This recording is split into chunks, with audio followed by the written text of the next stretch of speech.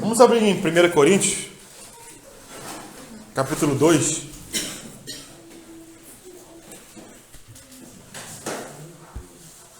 Primeiro Coríntios, capítulo 2, eu vou ler a partir do versículo 6, mas o enfoque principal está no versículo 10. Eu vou ler a partir do 6 para pegar o contexto. Fala assim: entretanto, 1 Coríntios, capítulo 2, versículo 6.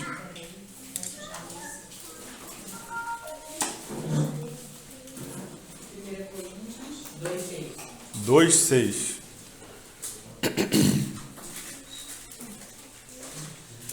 Entretanto, expomos sabedoria entre os experimentados, não porém a sabedoria deste século, nem a dos poderosos desta época, que se reduzem a nada. Mas falamos a sabedoria de Deus, em mistério, outrora oculta, a qual Deus preordenou desde a eternidade para a nossa glória. Sabedoria essa que nenhum dos poderosos desse século conheceu. Porque se a tivessem conhecido, jamais teriam crucificado o Senhor da glória. Mas como está escrito, nem olhos viram, nem ouvidos ouviram, nem jamais penetrou em coração humano o que Deus tem preparado para aqueles que o amam. Versículo 10. Mas Deus no-lo revelou pelo Espírito, porque o Espírito a todas as coisas perscruta, até mesmo as profundezas de Deus. Repetiu o versículo 10, irmãos? Mas Deus no-lo revelou pelo Espírito, porque o Espírito a todas as coisas perscruta, até mesmo as profundezas de Deus. Continuando, irmãos, na nossa série de ministrações com relação à plena salvação de Deus, nós já vimos muitas coisas referentes à salvação que vem do Pai, né? A nossa condição, qual era. Vimos o amor de Deus com que nos amou, um tal amor que Ele pôde expressar esse amor através do Seu Filho, enviando o Seu Filho. Nós vimos a obra de graça e de redenção que o Filho efetuou por nós. Falamos na semana passada sobre a ressurreição, o caráter da ressurreição de Cristo, que é a base da nossa fé, é aquilo que nos fortalece. Imagina se o Senhor tivesse feito toda a obra, tivesse ressuscitado, mas não tivesse aparecido para os discípulos, né? Como é que ficaria o coração dos discípulos? Então a ressurreição fala de que a obra de Cristo foi aceita totalmente pelo Pai.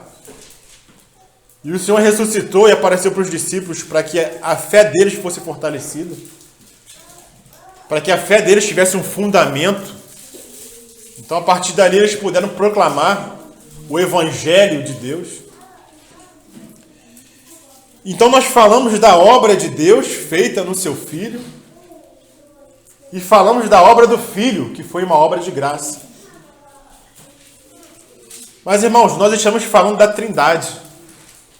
Um Deus que é Pai, Filho e Espírito. Então nós não poderíamos falar da obra de Deus, que é amor, da obra do Filho, que é graça, sem falar da obra do Espírito. Então hoje eu queria me deter um pouquinho sobre a obra do Espírito Santo. Porque se Deus faz algo, Ele não faz algo sozinho, né? Ele faz algo com o Seu Filho por meio do Espírito. E já de primeira nós podemos tirar uma lição hoje, né? Com relação a isso, né? Esse louvor que Nasa trouxe nos dá a entender isso, irmãos. De mãos dadas, né? Deus não faz nada sozinho, irmãos. Ele faz com o Seu Filho e com o Espírito. E nós, da mesma forma, não temos que fazer nada sozinho. Nós temos que contar com cada irmão. Temos que contar com o Senhor, primeiramente, mas também com cada irmão, com cada santo, com cada filho de Deus. Imagine se eu estivesse aqui falando para as cadeiras, né? Então, é um corpo unido que cresce o crescimento que vem de Deus. Então, a Trindade, ela não trabalha somente o Pai. Não, Deus pode deixar aqui que eu faço tudo. Não, não é assim. E nós vemos isso desde o Antigo Testamento. No Antigo Testamento, irmãos, não está muito claro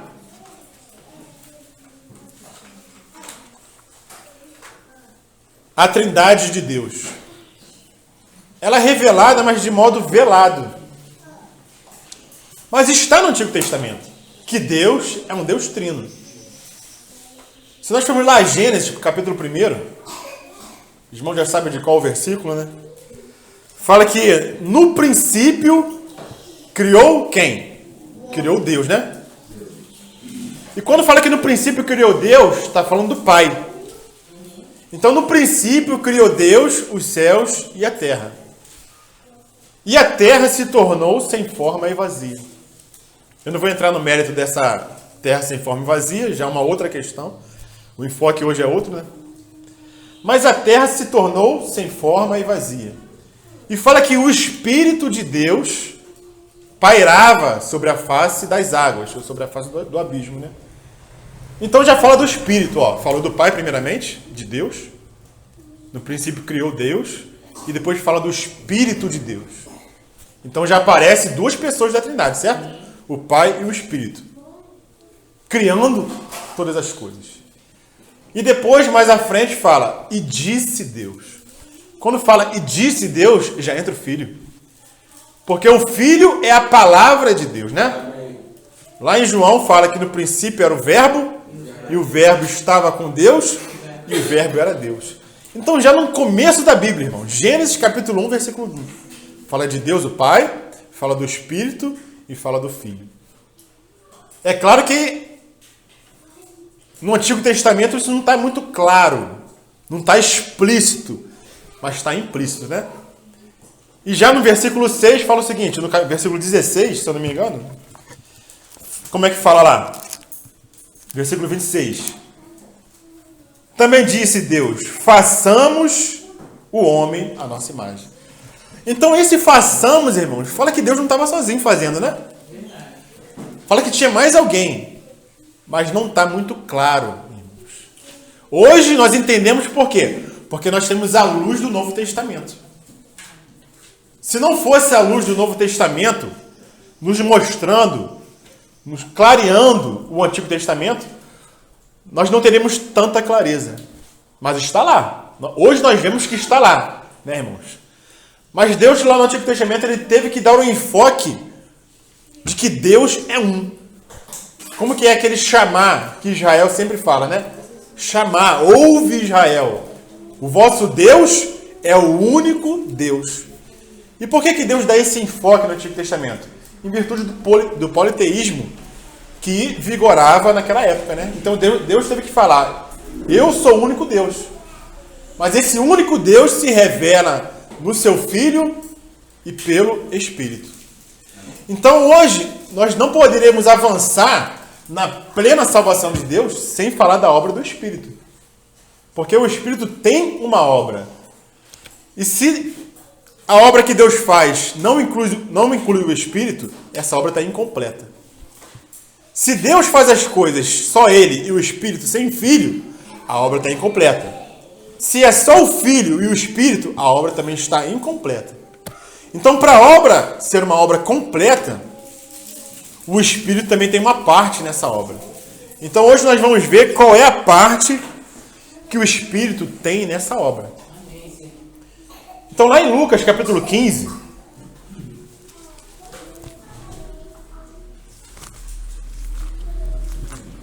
Lucas, capítulo 15, irmãos, existem quantas parábolas lá? Lucas, capítulo 15. São 3 parábolas, certo? A parábola da ovelha perdida, a parábola da dracma perdida e a parábola do filho pródigo. São 3 parábolas. A parábola do filho pródigo é a última parábola que está aqui descrita no capítulo 15 de Lucas. E os irmãos conhecem a parábola, não vou ler tudo, porque senão vai tomar muito tempo, os irmãos conhecem. Fala que o pai espera o filho que saiu para uma terra distante. Pediu a sua herança de forma antecipada, foi e gastou com meretrizes, gastou com os prazeres da carne. Mas o pai, irmãos, que fala de Deus, o pai, estava ali sempre esperando o retorno do seu filho. E o seu filho um dia retorna para o lar. E é recebido pelo pai. Certo? O pai está ansioso para receber o seu filho de volta em casa. Nós sabemos que esse filho pródigo fala dos gentios. O filho mais velho que está em casa fala do povo judeu. Então, o Senhor sempre teve em conta que ele iria salvar toda a humanidade. Não era somente o povo judeu. Então, ele iria salvar os gentios. Mas chegou o momento dele salvar os gentios. E esse filho mais novo, que representa os ímpios, que não eram do povo judeu, representa os gentios, ele volta para casa. Mas por que ele voltou para casa, irmãos? Por que esse filho mais novo retornou para casa? Não é somente o pai que estava esperando o filho. O pai estava em casa, esperando o retorno do seu filho.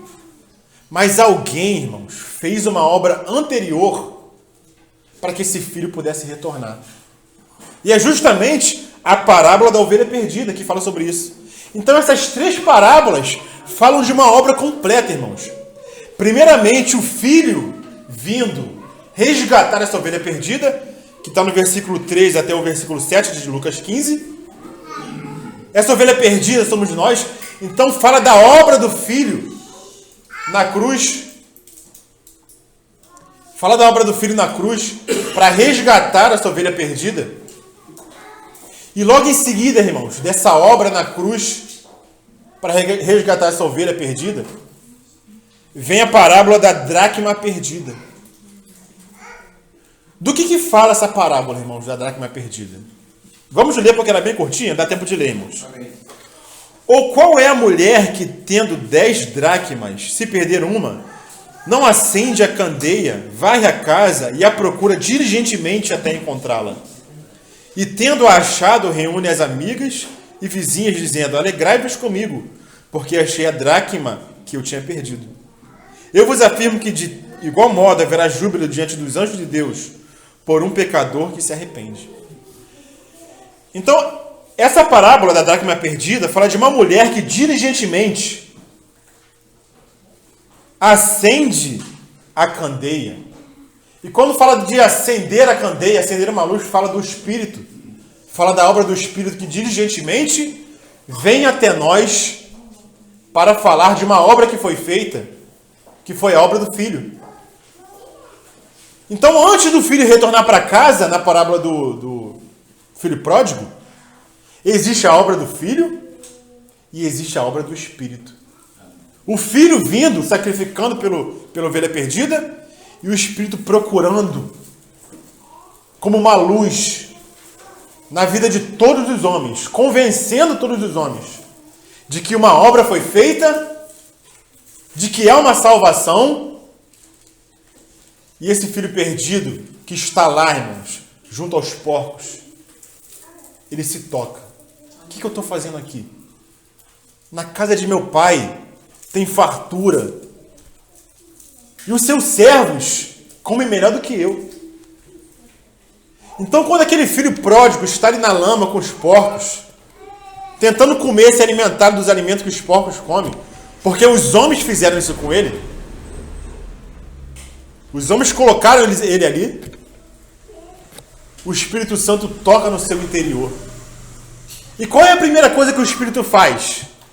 Não é mostrar os pecados que ele cometeu.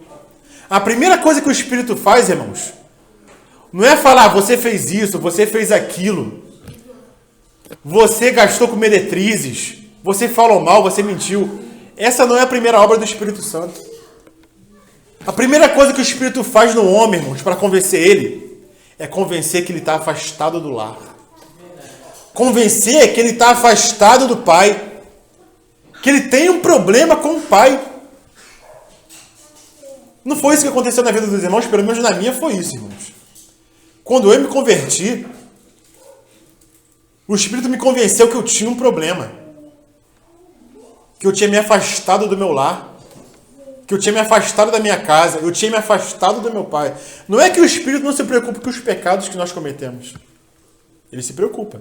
Mas a primeira coisa que ele faz com o homem para convencer ele de pecado, de justiça e de juízo, como eu falo em João capítulo 16, é mostrar que ele está afastado da sua casa.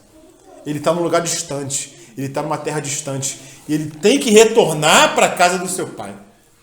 Então é isso que o filho pródigo, quando ele se toca, ele se lembra, né? Deixa eu achar o versículo aqui, no capítulo 15.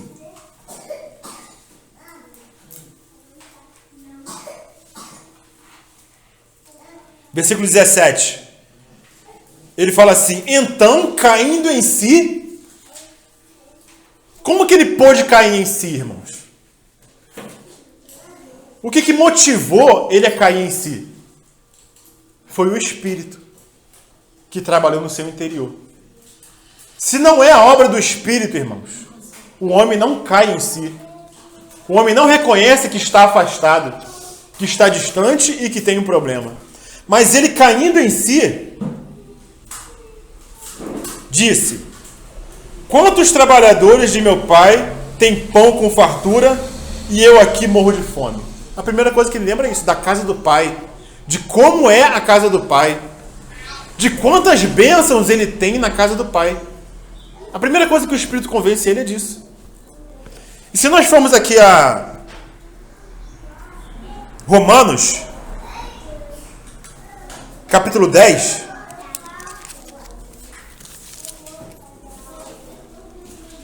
Romanos, capítulo 10,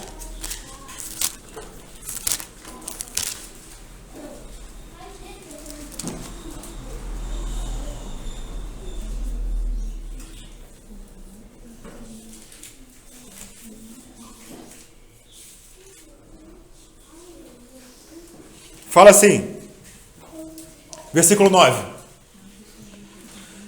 Se com a tua boca confessares Jesus como Senhor, e em teu coração creres que Deus o ressuscitou dentre os mortos, serás salvo. Porque com o coração se crê para a justiça, e com a boca se confessa a respeito da salvação. Porquanto a Escritura diz: todo aquele que crê não será confundido. Versículo 12. Pois não há distinção entre judeu e grego, uma vez que o mesmo é o Senhor de todos, rico para com todos que o invocam. Porque todo aquele que invocar o nome do Senhor será salvo. Então ele fala: todo aquele que invocar o nome do Senhor será salvo. Mas o homem pode invocar o nome do Senhor por si só? Como é que o homem pode invocar o nome do Senhor, irmãos? Se o homem está afastado. Movido pelo Espírito. Atos capítulo 2, irmãos. Vamos aqui, Atos capítulo 2. Por que o homem ele pode invocar o nome do Senhor? Atos capítulo 2, versículo 17. Atos 2, 17. Fala assim: e acontecerá nos últimos dias, diz o Senhor, que derramarei do meu espírito sobre toda a carne. Essa é uma profecia que foi cumprida quando, irmãos? No dia de Pentecostes. Quando o Senhor ascendeu aos céus. Ele fala: não vos deixarei órfãos, mas enviarei um outro Consolador. E esse Consolador é enviado para quem, irmão? Somente para a igreja? Somente para aqueles que creem? A palavra diz que o Espírito Santo seria derramado sobre toda a carne, irmãos. Sobre todos os homens. Então o Espírito tem um trabalho hoje. Deus já fez o seu trabalho. Cristo fez o seu trabalho na cruz. E quem é que trabalha hoje, irmãos? É o Espírito que trabalha hoje, irmãos. E qual o trabalho que o Espírito Santo tem? É o trabalho de convencimento. Porque ele foi derramado sobre toda a carne. Por isso que o homem pode invocar o nome do Senhor. Todo aquele que invocar o nome do Senhor será salvo. Então aquele filho pródigo ali naquela situação, irmãos, ele pôde invocar o nome do Senhor, que era o seu pai. Irei para a casa do meu pai. Na casa do meu pai tem fartura de alimento. E o que eu estou fazendo aqui com os porcos? Mas tem uma coisa interessante, irmãos. O Espírito Santo, ele quer trabalhar com o homem e não sem o homem. O Espírito Santo, ele vem convencer. O que é convencer, irmãos? O que é convencer? Convencer é diferente de obrigar, certo? Convencer, você convence alguém como? Argumentando.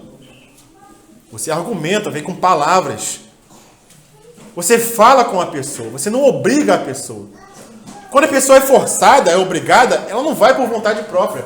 E o Senhor e o Espírito respeitam a nossa liberdade, irmãos. A liberdade que Deus deu para o homem, de livre-arbítrio. Porque o Espírito pode ser resistido. Não pode ser resistido? Lá Estevão, quando estava proferindo as suas palavras, no final ele falou o quê? Ó homens de dura cerviz, que sempre resisti o Espírito Santo. Não é isso que ele fala? Então o Espírito Santo, ele pode ser resistido. Por isso que tem pessoas que serão salvas e tem pessoas que não serão salvas. Por que tem pessoas que serão condenadas? É porque o Espírito não foi derramado sobre toda a carne? Não é isso. O Espírito foi derramado sobre toda a carne. Por isso que lá em Romanos fala que todo aquele que invocar o nome do Senhor será salvo. Por quê? Porque a palavra não está longe de ti. Não é isso que está lá em Romanos? A palavra não está longe, mas está perto. Está na sua mente e no seu coração. Então todo aquele que invocar o nome do Senhor será salvo. Nós não precisamos estar na igreja, irmãos, para invocar o nome do Senhor. Em qualquer lugar que você estiver, o Espírito Santo está. Cada um aqui foi salvo numa condição, não foi? Eu já falei para os irmãos aonde que eu fui salvo. Os irmãos lembram aonde que eu fui salvo? Minha esposa lembra, né? Eu fui salvo, irmãos, no meio do Oceano Atlântico. Entre a América e a Europa. E o Espírito estava ali, me convencendo, irmãos, de pecado, de justiça e de juízo. O filho pródigo estava onde, irmãos? Estava no meio dos porcos. Não estava numa igreja. Não estava na igreja, irmãos. Não estava numa catedral bonita. Não estava num templo. Não estava no culto. Então, o homem pode invocar o nome do Senhor em qualquer lugar, irmãos. Porque o Espírito foi derramado sobre toda a carne. Agora, quando o homem confessa e invoca o nome do Senhor, o que acontece com o Espírito? O Espírito vem para dentro do homem, irmãos. Mas a palavra fala que o Espírito não tem nada em si. O Espírito não tem nada em si, irmãos. O que ele vem para dentro do homem e traz para dentro do homem? Ele traz toda a obra que Cristo efetuou na cruz. Ele traz redenção, ele traz justificação, ele traz ressurreição, ele traz glória, irmãos. Porque o Espírito não veio falar de si mesmo. Ele veio falar do Filho. Então a gente vê que a obra do Senhor é uma obra completa. Amém. Qual é a obra do Pai, irmãos, que nós já vimos? Qual é a obra do Pai? A obra do Pai... Vamos abrir lá em 1 Coríntios. Vamos ver qual é a obra do Pai. 1 Coríntios, capítulo 2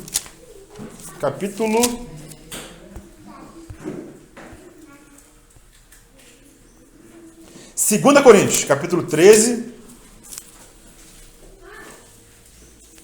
versículo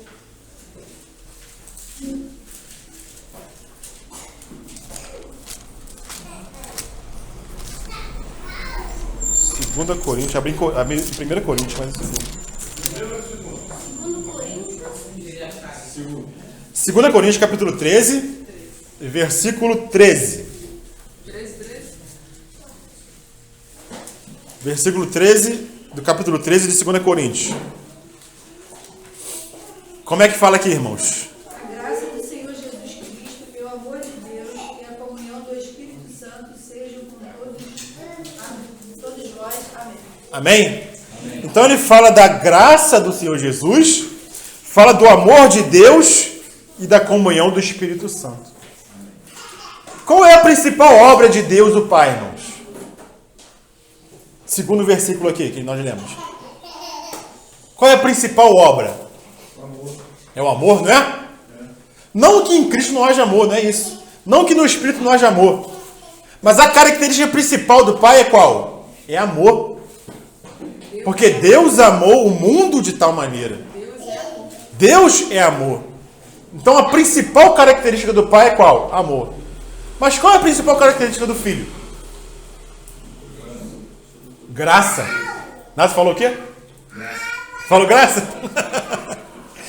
A principal característica do Filho, irmãos, é graça. Porque se Deus é amor, Ele enviou seu Filho, porque Ele ama. Mas o que o Filho fez? Cumpriu a obra de graça onde? Na cruz. Então por isso que a principal característica do Filho é qual? É graça. É um favor imerecido. Ele cumpriu a obra do Pai. Mas qual é a principal característica do Espírito, irmãos? Qual é a principal obra do Espírito na nossa vida? Comunhão. Está aqui no versículo 13. E a graça do Senhor Jesus Cristo e o amor do Pai e a comunhão do Espírito. Essa é a principal obra do Espírito, irmãos. Não é a única, mas é a principal. Iluminar e trazer a comunhão. Primeiro ele ilumina, irmãos, o coração do homem. Mostrando que o homem está numa situação errada. Está numa base errada. E convence o homem. E quando ele vem para dentro do homem, irmãos, o que principalmente ele faz no interior do homem? Ele continua convencendo. Porque a obra do Espírito é que o caráter de Cristo cresça em nós. Esse é o trabalho do Espírito até hoje, irmãos. Ele faz com que o caráter de Cristo cresça em cada um de nós. E quanto mais o caráter de Cristo cresce em nós, mais nós temos o quê? Comunhão. A nossa comunhão é com o Pai e com o Filho. Não é esse que diz? Vamos lá em 1 João. 1 João, capítulo 3.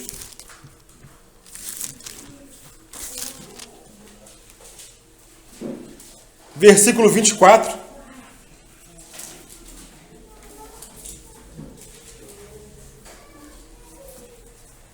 Primeiro João 3, 24. E aquele que guarda os seus mandamentos permanece em Deus, e Deus nele. E nisso conhecemos que ele permanece em nós. Como, irmãos? Pelo Espírito. Pelo Espírito que nos foi dado. Então nós temos que permanecer em Deus. Porque Deus permanece em nós. Mas como que nós continuamos e permanecemos nessa comunhão, irmãos? Porque foi nos dado um Espírito. E ele é o Espírito de comunhão. Capítulo 4 de 1 João, versículo 13. Nisso conhecemos que permanecemos nele e ele em nós. Por que conhecemos que permanecemos nele e ele em nós, irmãos? Por quê? Porque ele nos deu o seu Espírito. Se nós podemos resumir, irmãos, a vida cristã em uma frase. Qual seria essa frase, irmãos? O resumo da vida cristã. O resumo da vida cristã é uma vida de união com Cristo. Esse é o resumo da vida cristã. Uma vida de união com Cristo. Lá em João, capítulo 15, Jesus fala que ele é a videira. E nós somos os ramos, certo? Cristo é a videira e nós somos os ramos. Vamos abrir capítulo 15 de João? Agora o Evangelho de João, né? João, capítulo 15.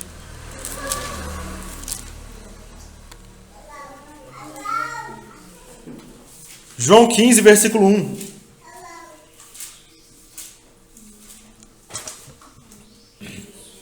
Fala assim: eu sou a videira verdadeira e meu pai é o agricultor. Versículo 5. Eu sou a videira, vós os ramos. Quem permanece em mim e eu nele, esse dá muito fruto, porque sem mim nada podeis fazer. Então, o resumo da vida cristã, o âmago da vida cristã, é uma vida de união com Cristo, irmãos. Porque quando fala assim, ó, porque sem mim nada podeis fazer, tem uma outra tradução que fala o seguinte: porque separados de mim nada podeis fazer. Da onde que vem a vida do ramo, irmãos? Não vem da videira? O ramo não tem vida em si mesmo. Se acontecer algum problema e aquela vida da videira não conseguir passar para o ramo, o que acontece com o ramo? Ele seca e morre. Porque aconteceu algum problema que aquela seiva, aquela vida da videira não conseguiu passar para o ramo. Então o ramo seca e morre. Por isso que sem Cristo, sem estarmos unidos a Cristo, nós não podemos fazer nada. E tudo que nós fazemos sem Cristo não é nada, irmãos. Se nós fazemos alguma coisa fora de Cristo, o Senhor considera isso como nada, irmãos. É simplesmente palha, feno e madeira. Por quê? Porque não foi fruto, e ele fala de fruto aqui, não foi fruto de uma união com Cristo. Aquele que permanece em mim dá muito fruto. Mas sem mim nada podeis fazer. Então a vida de união com Cristo é o âmago da vida cristã, irmãos. Mas como que nós podemos permanecer em Cristo? Por que nós podemos e temos condição de permanecer em Cristo, irmãos? Qual é o assunto? Olha só como a palavra está ligada, irmãos. Qual é o assunto que vem antes do Senhor falar que Ele é videira? Do que o Senhor está falando? No capítulo 14 de João. Ele está falando de quem, irmãos? Ele está falando do Consolador. Versículo 16, capítulo 14 de João. Por que nós podemos ter uma vida de união com Cristo? Por que nós podemos permanecer em Cristo? Ele fala assim: e eu rogarei ao Pai, e Ele vos dará outro Consolador, a fim de que esteja para sempre convosco. Então o Senhor fala que Ele vai para o Pai, mas Ele vai enviar um outro Consolador. E nós temos que estar atentos, irmãos, a cada palavra que nós lemos da Bíblia.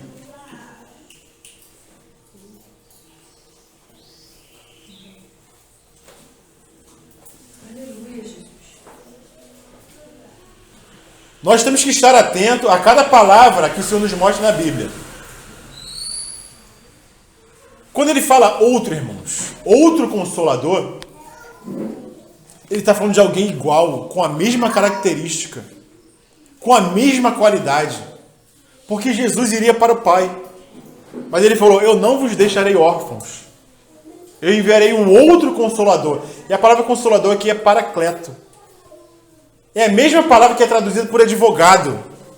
Lá em 1 João. Fala que nós temos um advogado diante do Pai. Esse advogado, a palavra também é Paracleto. Então a palavra Paracleto é uma palavra riquíssima, que necessita de várias palavras no português para exprimir a realidade dessa palavra Paracleto. Pode ser Consolador, pode ser advogado. Então aqui ele fala que Jesus vai mandar um outro Consolador, alguém da mesma qualidade. E ele fala aqui no versículo 18: não vos deixarei órfão, voltarei para vós outros. Quando ele fala voltarei, irmãos, o que os irmãos pensam? Quando que ele iria voltar? Esse voltarei fala de quando? De que época? Eu, muitas vezes, e por muito tempo, eu interpretei isso como se fosse a segunda vinda de Cristo. A segunda vinda de Cristo, ele vai voltar e nós estaremos com ele, né? Mas nós vendo esse contexto aqui, olhando para esse contexto, irmãos, o Senhor fala que voltará, não vos deixarei órfão, voltarei para vós outros. Ele está falando do Espírito. Ele vai voltar por meio do Espírito. Ele vai enviar um outro Consolador da mesma qualidade, do mesmo tipo, com divindade também, porque o Espírito também é Deus. E é através do Espírito, quem é que vem habitar no nosso interior? É o Pai e o Filho. Capítulo 16, versículo 7, irmãos. Como é que fala? De João. Mas eu vos digo a verdade. Convém-vos que eu vá. Porque se eu não for, o Consolador não virá para vós outros. Se, porém, eu for, eu vou-lo enviarei. Quando ele vier, convencerá o mundo do pecado, da justiça e do juízo. Por que o Espírito Santo vai convencer o mundo do pecado, irmãos? E ele explica aqui, né? Do pecado, porque não creem em mim. Então, qual é o maior pecado do homem, irmãos? Que nós já falamos. Qual é o maior pecado do homem? Não crer em Cristo. Então, aquele filho pródigo foi convencido de quê? Que ele estava não numa condição ruim, mas ele estava numa posição ruim. A base dele, o fundamento dele, estava equivocado. Ele estava afastado da casa do Pai. A condição era ruim, mas a base dele também era ruim. Então o Espírito vem convencer o homem de pecado. Por quê? Porque ele não crê em Cristo. E essa é uma base ruim. Não que ele não tenha pecado, não que o homem não minta, não que ele não inveje, não é isso. Mas primeiramente o Espírito vem convencer que ele está afastado da casa do Pai. Que ele está numa base errada. Para daí, em seguida, ele convencer o homem dos seus pecados que ele comete. Não sei se foi a experiência dos irmãos, mas a minha foi exatamente essa. Eu vi que eu estava afastado do Pai e teria que retornar. Mas logo em seguida, o que aconteceu? O que o Espírito falou no meu interior? Ele começou a me lembrar do que eu tinha feito contra outras pessoas. E surgiu um sentimento, irmãos.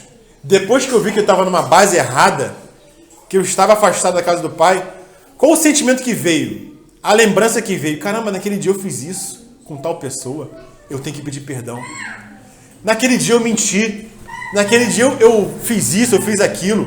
Eu forniquei. E o Espírito Santo, depois que me mostra que eu estava afastado, que eu estava numa base errada, ele começa a trazer à memória todos os meus pecados.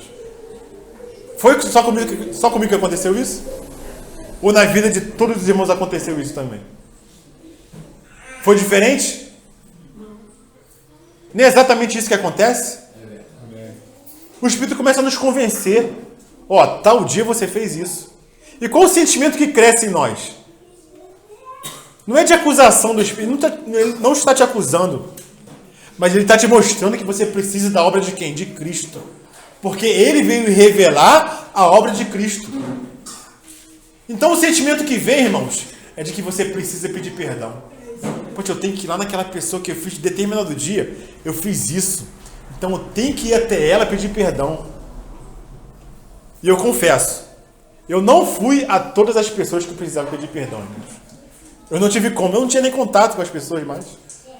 Mas no meu interior eu me arrependi. De tal dia ter feito tal coisa com tal pessoa. Porque esse é o trabalho do Espírito Santo. Primeiro ele nos ilumina. Você precisa voltar para a casa do Pai. Mas depois que nós voltamos, ele começa a trabalhar, irmãos, na nossa vida, para que a Lucimar morra, para que o André morra, para que a Kátia morra, e para que Cristo cresça o seu caráter em nós. Esse é o trabalho do Espírito Santo até hoje, irmãos. Trazer tudo que Cristo conquistou na cruz para o nosso interior, para que nós possamos permanecer em Cristo, para que possamos receber aquela vida que vem da videira, para que nós possamos dar fruto para Deus, para a glória de Deus. Olha só, o círculo se fechando. Se nós recebemos o Espírito, nós estamos recebendo o quê? A graça de Cristo.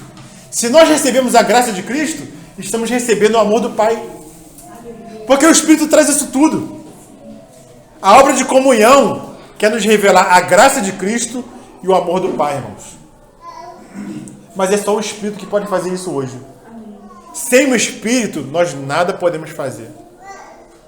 Por isso que, primeiramente, o nosso Espírito, irmãos, tem que estar agarrado com o Espírito de Deus que nós habita, irmãos. O Senhor nos salva primeiramente no Espírito. Mas não é só aí que Ele quer, irmãos. Ele não quer parar aí. A nossa alma tem que ser a alma de Cristo. A nossa mente tem que ser a mente de Cristo. Aí Ele já vai avançando para a nossa alma, para os nossos sentimentos. E nós temos que ter muito cuidado com o sentimento, irmãos. Porque eu vim do mundo pentecostal. E no pentecostalismo, irmãos, há muita ignorância do que é o Espírito Santo e do que é a sua obra. No pentecostalismo, há muito sentimentalismo, irmãos. Há muito choro, há muito mover, é muita emoção. E a pior coisa que tem, irmãos, é a ignorância prática da pessoa e da obra do Espírito. Esse é um dos grandes males que afetam os filhos de Deus. A ignorância com relação ao propósito e à obra do Espírito. Não que o Espírito não traga dons, irmãos, não é isso. Dons de língua, dom de profetizar. Ele traz isso tudo, irmãos. Mas a principal obra do Espírito em nós é uma obra de comunhão para transmitir a obra de Cristo para que o nosso caráter seja transformado. Não tem que ser mais a Luciana, não tem que ser mais o Éder, não tem que ser mais o Maicon. É Cristo crescendo em nós, irmãos. E essa obra quem faz é o Espírito. E nós temos uma simbologia que é tremenda, já caminhando para o final. Eu vou até fechar a Bíblia aqui. Temos um símbolo, irmãos, um tipo no Antigo Testamento que é tremendo, irmãos. É tremendo. Eu não vou ler tudo porque os irmãos conhecem a história de Abraão. Quando ele manda o seu servo, irmãos, até a sua parentela para trazer de lá o quê? Uma noiva, uma esposa para o seu filho Isaac. Os irmãos conhecem a história? Mas o que fala, irmãos, essa história para nós hoje? Abraão ali simboliza o pai, que tem um filho, que é Isaac. Mas esse pai quer que seu filho se case. Como fala no Novo Testamento, em Mateus, né? Que o pai quer casar o seu filho, né?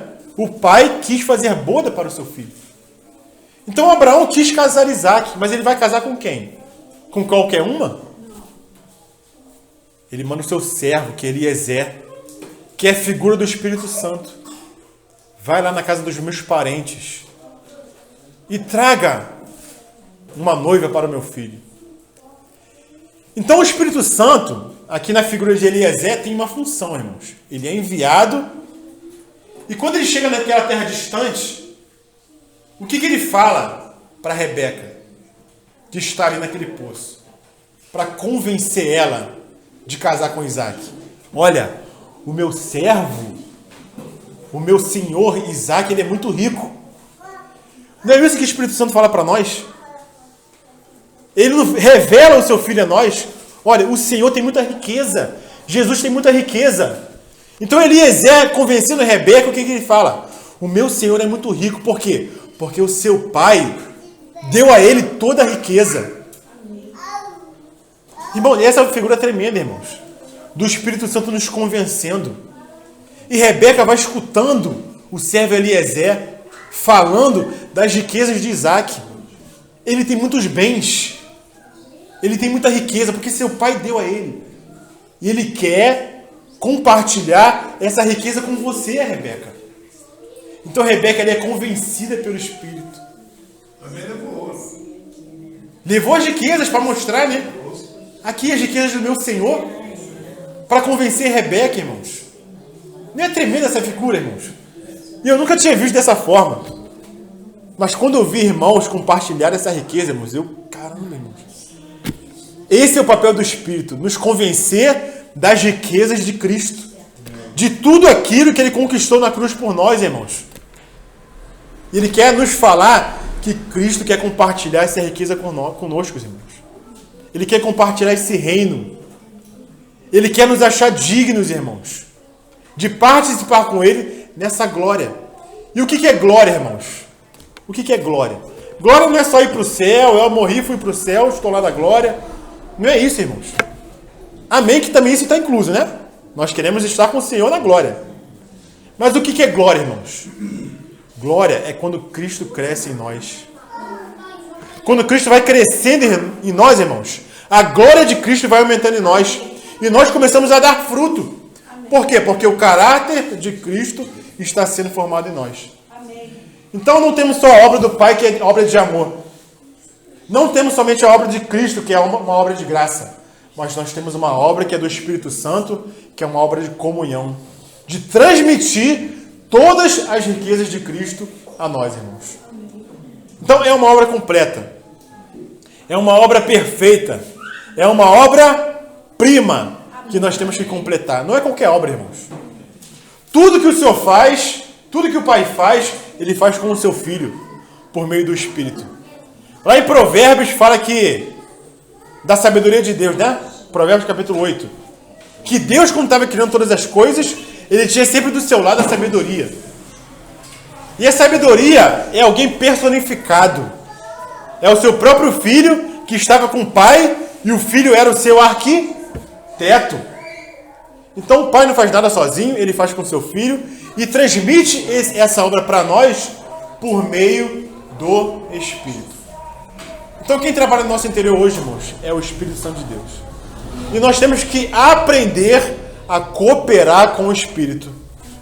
É isso que nós temos que aprender hoje, irmãos. Aprender a ouvir a voz do Espírito e cooperar com o Espírito Santo de Deus. Amém, irmãos? Então eu encerro minha palavra na manhã de hoje. Que nós possamos cooperar, irmãos, com o Espírito Santo que fala no nosso interior. Que nós possamos ser constrangidos por esse falar.